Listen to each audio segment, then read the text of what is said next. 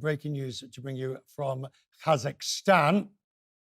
These are pictures of the Embraer 190 that has just crashed in Aktu in Kazakhstan.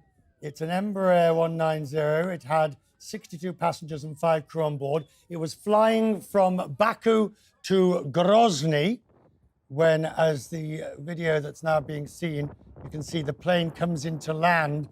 It's believed that the aircraft is making an emergency landing at Aktu, but earlier video does show, and indeed if we look at the video, if we look at the flight data on Flight Radar 24, it shows the vertical speed and the altitude of the aircraft going up and down in the final moments of flight before this emergency landing is attempted and the plane does crash.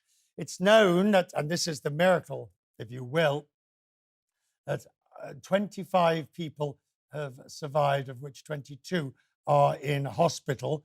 You can see there the nature of the crash. So the way in which the pilots were able to bring this aircraft, which was clearly having flight control issues, into an emergency landing about 3 kilometers short of the airport is nothing short of remarkable.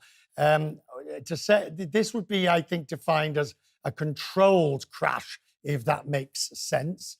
In that it was the plane, although it was the pilot was having control difficulty, does not look like it was completely out of control at the moment of impact. Azerbaijan Airlines has a fairly good safety record with only a handful of safety incidents over the last decade or so.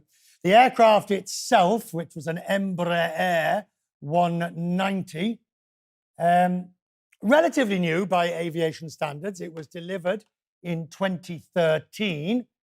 Interestingly, the plane had been stored by Azerbaijan Airlines for some 6 or 7 months this year, which obviously will be of interest. But I think that, bearing in mind, number one, the weather was fine. There are no obvious weather issues. Number two, we know that the pilot squawked 7700, which is the emergency transponder squawk. So they knew they were there and were diverting from the route. Aktu being the natural diversion point from over the Caspian Sea, it does appear that we will have good details of what happened in this crash. The miracle of the news is that 25 people have survived what is a pretty dreadful, horrific incident.